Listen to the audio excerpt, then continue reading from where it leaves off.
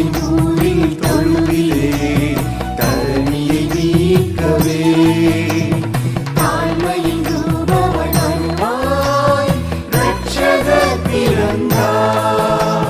வானத்திலே கேட்ட அந்த பாட்டு வாழ்வினை மாற்றும் புது பாட்டு.